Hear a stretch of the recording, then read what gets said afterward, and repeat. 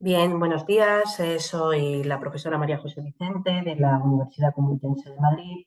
y en primer lugar, bueno, pues doy las gracias a los organizadores del Congreso de Comunicación y Pensamiento por la oportunidad de poder colgar esta ponencia. Y bueno, animo en general a todos los compañeros, compañeras de la vida académica a intercambiar reflexiones y hacer mayor nuestra red y nuestro trabajo de observación y de avance del conocimiento. Bien, mi correo electrónico es mariajosevicente@ucm.es, de la Universidad Complutense de Madrid, como les indicaba. Y el objeto de la ponencia, bien, es tratar, ¿no?, de identificar la irrupción de la extrema derecha en los barrios obreros. Llevamos tiempo, compañeros y yo, analizando este fenómeno sociológico y político que se ha dado en otros países europeos y bien, pues en esta ocasión toca hacerlo con una óptica más local, ¿no?, centrándonos en tres barrios concretos de tres ciudades de la geografía española. Sobre el objeto de estudio que nos ocupa, ¿no?, la familia política de la ultraderecha, que engloba a los partidos de la derecha radical y a las formaciones políticas de extrema derecha, pues han utilizado diversas terminologías para referirse a un idéntico fenómeno. Por este motivo, consideramos que en primer lugar es necesario analizar qué conceptualización es la más adecuada para definir a estos actores políticos de gran relevancia en la actualidad. Por parte de los propios partidos políticos de derecha radical, encontramos pues, a los Hermanos de Italia, encontramos al Partido de la Libertad de Austria, a Demócratas de Suecia, Esberia Democraterna, o al Partido por la Libertad de los Países Bajos, usándose nomenclaturas difusas o ambiguas para nombrarse a sí mismos y eliminando cualquier denominación que pudiera entenderse como extremista, evitando así pues, normalmente cualquier término referente al fascismo o relacionado directamente a él. Por otro lado, identificamos en otro bloque los grupos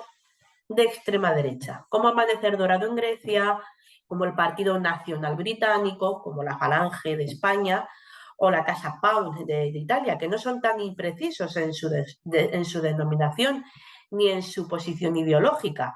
mostrando generalmente una reivindicación o vinculación explícita o implícita del fascismo histórico. Por tanto, el problema definitorio que nos atañe es menos significativo en la extrema derecha, tradicional, vieja extrema derecha, que en las organizaciones políticas de derecha radical, por lo que vamos a detenernos principalmente, bueno, pues en un breve y un somero esclarecimiento, en el problema del esclarecimiento terminológico de estos últimos. Desde el mundo académico, el que nos atañe, se han adoptado distintas expresiones para delimitar este fenómeno. De hecho, pues bueno, pues vemos Nueva Derecha por Antón Mellón, vemos el concepto ultras de Rusiñol, vemos ultrapatriotas de Casals en el año 2003, vemos el término ultranacionalistas del académico Junior, vemos populistas de derecha como Mongan Marcó, anti-inmigración como Aedo Santi Esteban, identitarios como Riquelme, autoritarios populistas como Dion, derecha social como Sánchez Saus, derecha alternativa como Duña Iturria La Guarda, antisistema como Topi y Domínguez Sardou, ultraconservadores Trujillo en 2020, populistas como Taguieff en 2007, ultraderecha Andrino, Grasso y Llaneras, 2019 apuntan más a este concepto, nacionalpopulistas como Casals en el año 2009, Idwell y Goodwin, que hablan de la derecha nacional populista, Simón Gómez, que lo sitúa en el bloque de euroescépticos, como Macías, con innumerables etiquetas alusivas al neofascismo, ¿no?, como vemos con a Arabi en el año 2020, o al fascismo histórico, ¿no? Donde pues englobamos conceptos como fascistas, nazis, criptofascistas, nacionalsocialistas, filofascistas u otros de diversa tipología, como étnicos, autoritarios, neoliberales, nacionalistas, neoconservadores, de protesta, antigobierno, contra el poder establecido, nacional-revolucionarios o ultrarreaccionarios. Entre muchos autores que acabamos de mencionar, bueno, pues podemos destacar muchos, por supuesto, pero destacamos principalmente a Casmut, que ya en el año 2007 pues, analiza muchas de las nomenclaturas que existen para definir a todos los partidos extremistas de derechas. Habla de la extrema derecha tradicional, habla del tribalismo reaccionario, habla de la ultraderecha, de los partidos anti-inmigración, del populismo exclusivista,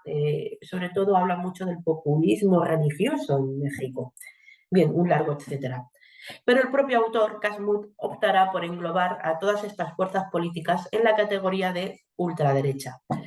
En la categoría de la ultraderecha, que abarcaría asimismo a dos grandes corrientes, extrema derecha y derecha radical populista. Efectivamente, como comenta este mismo autor, conviene no mezclar estas dos tendencias políticas. Como citábamos anteriormente, pues los partidos políticos de derecha radical usan una nomenclatura a veces ambigua o de amplio calado popular para nombrarse a sí mismos, eliminando cualquier denominación que pudiera entenderse como extremista y evitando normalmente términos referentes al fascismo que les relacionen a eso. Y por su parte, los grupos de extrema derecha no son tan ambiguos en su denominación ni en su posición ideológica, mostrando una vinculación directa o indirecta con el fascismo clásico, con patrones del fascismo clásico. En general, el uso de algunas expresiones muy específicas para denominarlos, pues no nos sirve para comprender de forma holística a todos estos partidos, sino que solo definirían a parte de ellos. Y por este motivo,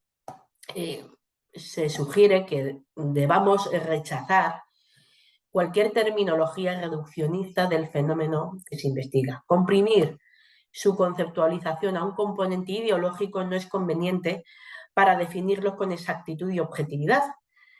No podemos caracterizar a toda la derecha radical con una única característica programática, aunque ésta sea muy relevante en su teorización política. Bien, como vemos, pues es interesante, ¿no?, analizar todo lo que tiene que ver con el uso de todos estos vocablos, incluso cuando se analiza, ¿no?, el uso del vocablo ultra, que normalmente pues, se aplica en términos peyorativos relacionados casi siempre con la violencia. Y muchas veces pues ya ven el efecto mediático, ¿no?, con el tema de los grupos fanáticos de hinchas de fútbol, ultrasur del Real Madrid, etc. Y desde esta perspectiva, pues llegamos a cuestionar si es apropiado etiquetar a la derecha radical como partidos ultras o usar términos que tengan este prefijo, como ultrapatriotas, ultrarreaccionarios o ultraconservadores.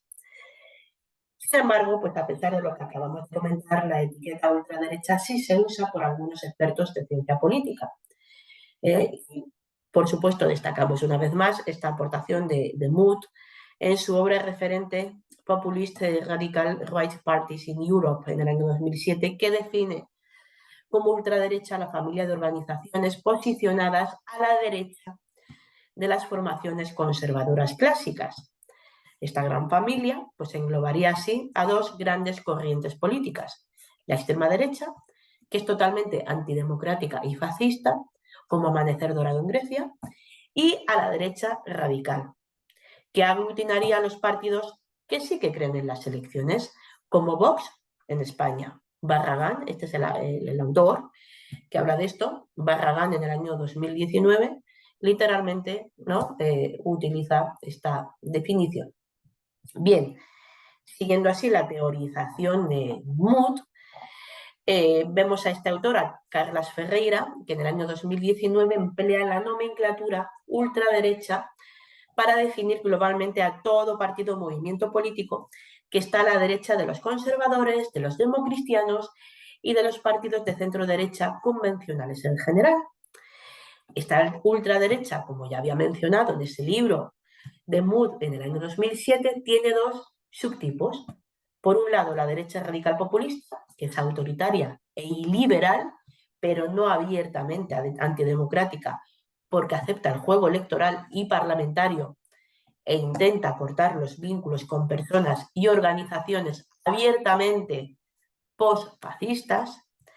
Y por otro, la extrema derecha, que es antidemocrática y a menudo muestra, sin complejos, de manera desacomplejada, actitudes apologéticas en relación a las dictaduras fascistas del siglo pasado y a postulados abiertamente racistas, biologistas o antisemitas. Todo esto viene en una obra del compañero, del académico Aunión, en el año 2020. De modo similar, no se puede categorizar a estos partidos como nueva derecha o neoconservadores, ya que tales conceptos hacen referencia a una ideología asociada a la defensa de la privatización, al libre mercado, a los recortes fiscales, al intervencionismo exterior, a la administración Bush y a figuras neocons importantes como Paul Wolfowitz, Richard Perry, Dick Cheney o Donald Rumsfeld, entre otros, ¿no? Y de esta forma, pues vemos también diferencias, curioso, ¿verdad?, con nuestro país vecino, con Francia, con el proteccionismo económico que defienden los lepenistas, ¿no?, de la nueva generación, ahí en Francia, alejados, estos lepenistas inspirados en Maguin, alejados del neoliberalismo del Club de Horloge, del Club del Reloj, de finales de los 80, que es un think tank siempre asociado a la ultraderecha, en el que Jean Maguin, el padre, pues era un miembro, ¿no?, activo y no defendía ese think tank el proteccionismo que ahora defienden, defendían todo lo contrario, ¿no? Estaban, ¿no?, dentro de ese pensamiento neoliberal. Con este cambio que hemos visto, ¿no?, de un liberalismo a ultranza, ¿no?, de no reglas fiscales, de no intervencionismo,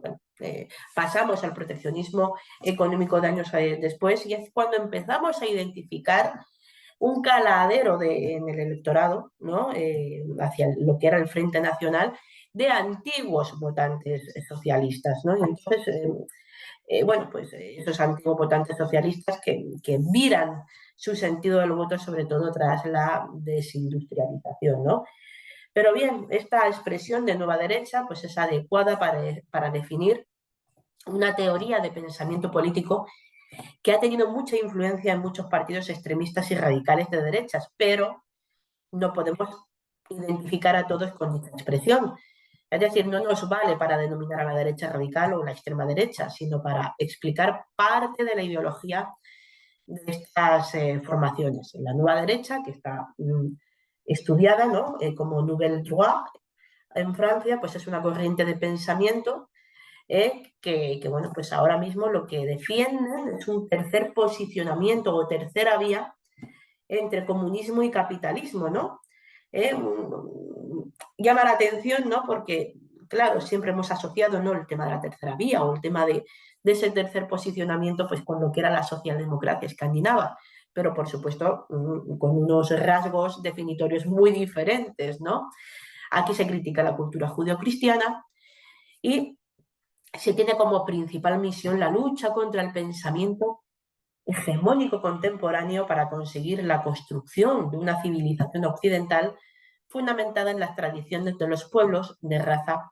europeos. Además, el término nueva derecha, en el ámbito anglosajón, nos referencia a la ideología propagada por el thatcherismo, por Thatcher, y por Reagan, con ideas económicas de fomento del mercado o favorables a la privatización. En este punto, similar al neoconservadurismo antes comentado, ¿no? Y, bueno,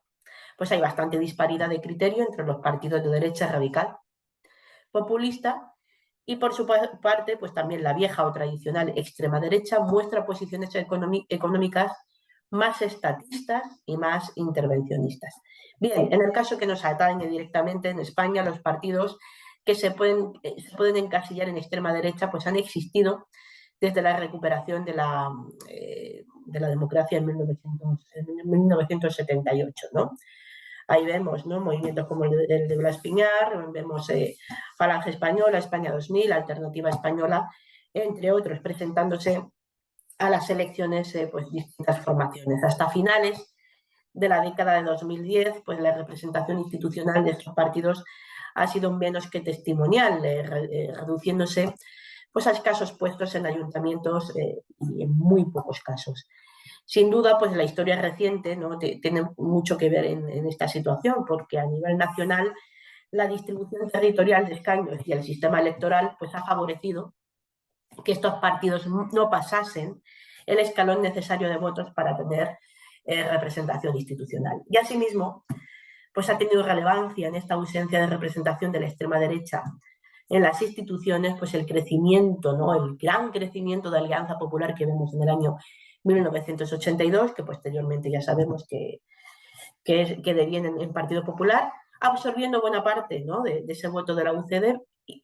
que era un andamiaje ideológico, y convirtiéndose en una especie de superpartido de la derecha que ha abarcado durante décadas lo que en otros países son partidos liberales, partidos democristianos y partidos conservadores,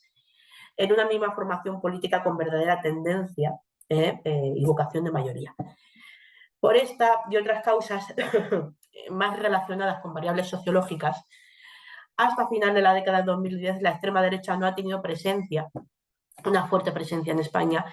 a diferencia de otros países europeos, ¿no? E incluso en formaciones políticas y en candidatos con un carácter marcadamente presidencialista, experimentando pues un importante auge, ¿no? Y es por ello por lo que en el análisis de los resultados que hacemos en este estudio pues nos llama la atención, ¿no?, los datos que podemos extraer en los barrios obreros de 3 ciudades para ver el resultado de la formación política Vox. Bien, el objetivo, pues el conocimiento efectivamente del fenómeno sociológico de irrupción de la extrema derecha en los barrios obreros, cosa que hemos visto pues en Francia y hemos visto también en Suecia, ¿no?, con Malmö, como por ejemplo nuestro principal exponente, ¿no? Para lo que nos ocupa, pues definiremos barrio obrero como unidad administrativa dentro de una ciudad en la que la población de manera mayoritaria comparte unos rasgos comunes en cuanto a origen familiar y social, ocupación o trabajo, estructura familiar, renta media nivel de estudios. En la metodología, pues hemos visto, ¿no?, en ese resumen que he volcado, que son estudios de caso, ¿no?, haciendo un análisis del resultado electoral y eligiendo el barrio de Benicalap en Valencia, eligiendo San Pablo, Santa Justa en Sevilla y el barrio de Usera, el distrito de Usera en Madrid. Bien, para homogenizar el análisis, que se trate de resultados comparables, se toman como base las elecciones de 2015 y 2019, que son elecciones municipales, y en Benicalap, en Valencia, pues en el 2019 Vox experimenta un ascenso que le lleva a obtener un resultado que multiplica por casi 7 los votos totales de la extrema derecha en los anteriores comicios, ¿no? Bien, los partidos de centro-derecha, Ciudadanos y Partido Popular, suman en esta ocasión casi 1000 votos menos que en las elecciones del año 2015. Y bueno, pues vemos en San Pablo, Santa Justa de Sevilla, un crecimiento también exponencial, perdón, multiplicándose los resultados con respecto a las elecciones anteriores, perdiendo Partido Popular y Ciudadanos 2.315 votos. Y en Usera, Vox en 2019 experimenta un ascenso que le lleva a obtener un resultado que multiplica casi por 18,5 los votos obtenidos en los anteriores comicios, consiguiendo un total de 3.313 votos, que es un 6,35% del total de los votos emitidos. El Partido Popular, Ciudadanos, bueno, ese bloque perdería casi 2.400 votos con respecto a 2015. Y se puede concluir, por tanto, que en Sevilla y Madrid